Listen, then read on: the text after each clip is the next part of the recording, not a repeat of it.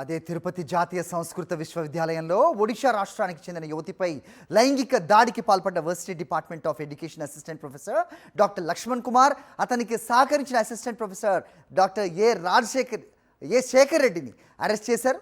బాధితురాలి ఫిర్యాదు మేరకు అంతర్గత విచారణ కమిటీని నియమించి లక్ష్మణ్ కుమార్ను సస్పెండ్ చేశారు. అనంతరం varsity incharge registrar Rajinikanth Shukla ఫిర్యాదు చేయడంతో తిరుపతి పడమర పోలీసులు కేసు నమోదు చేసుకుని నిందితులైన లక్ష్మణ్, శేఖర్ రెడ్డిలను అరెస్ట్ చేసినట్టుగా వెల్లడించారు.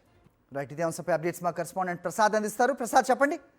లక్ష్మణ్ని అలాగే శేఖర్ రెడ్డిని ఇద్దరిని కూడా అరెస్ట్ చేసినట్టుగా సమాచారం అంతోంది. ఏంటి మీ దగ్గర ఇన్పుట్స్?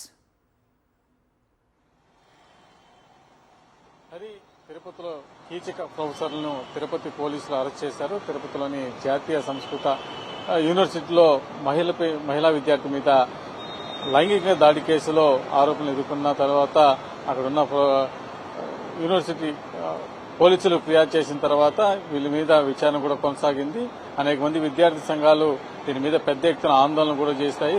దీని తర్వాత తిరుపతి పోలీసులు దీన్ని విచారణ చేసిన తర్వాత దీంట్లో నిజాలు వెలికి తీశారు. ఈ సందర్భంగా ఈ రోజు ఉదయం ఎవరైతే ఇక్కడ జాతీయ సంస్కృత విశ్వవిద్యాలయంలో అసిస్టెంట్ ప్రొఫెసర్లుగా ఉన్నారో శేఖర్ రెడ్డి, అదేవిధంగా లక్ష్మణ్ కుమార్ను అరెస్ట్ చేశారు. దీనికి సంబంధించి ఇప్పటికే పోలీసు విచారణ కూడా చేసింది. అనేక సెక్షన్ల కింద కేసు నమోదు చేశారు. ఒక బృందం ఏదైతే మహిళా విద్యార్థి ఉందో వాళ్ళ స్వగ్రామం వెళ్ళి అక్కడ ఆమె దగ్గర మొత్తం కూడా విచారణ చేసిన తర్వాత కూడా మరిన్ని కేసులు కూడా ఇందులో ఇరికించి వీళ్ళందరినీ కూడా అరెస్ట్ చేసిన పరిస్థితి ఉంది. ప్రస్తుతం అయితే తిరుపతిలో ఈ కీచక ప్రొఫెసర్ల మీద పెద్ద ఎత్తున విమర్శలు ఎదుర్కొంటున్నారు. ఇలాంటి వారిని ఉపయోగించకూడదు, పెద్ద ఎత్తున కఠినంగా శిక్షించాలని కూడా కోరుతున్న పరిస్థితి ఉంది.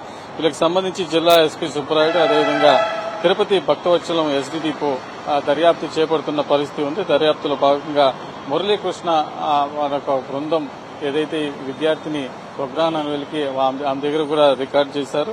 అనంతరం బాధితురాలు విచారణ ఆధారంగా కేసు నమోదు చేసి అదనంగా సెక్షన్లు 63, బిఎన్ఎస్ 68 కూడా దీనిలో చేర్చడం జరిగింది.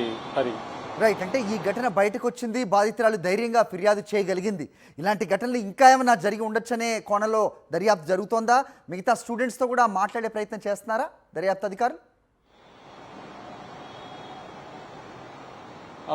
సరే, ఇదే విధంగా ఏదైతే ఇది సాంస్కృతిక విద్యాపీఠం కావచ్చు, ఇంకా విద్యార్థులు మహిళా హాస్టల్స్ కాదు, అనేక ప్రాంతాల్లో కూడా ఎక్కువగా ఇలాంటి ఘటనలు చోటు చేసుకునే అవకాశం ఉంది. అనేక సంఘటనలు కూడా ఇప్పటికే వెలుగులో వచ్చిన పరిస్థితి ఉంది.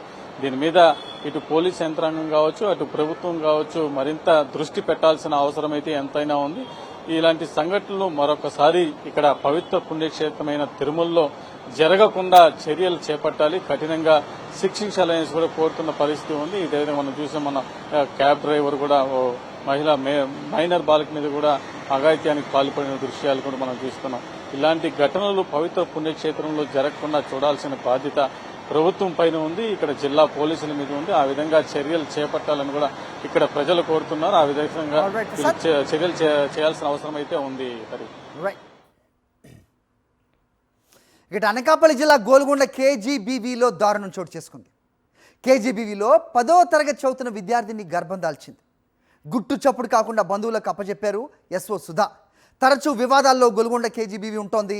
మొన్న రాత్రి 11 గంటల వరకు కూడా విద్యార్థులకు భోజనం పెట్టని విషయం కూడా వెలుగులోకి వచ్చింది.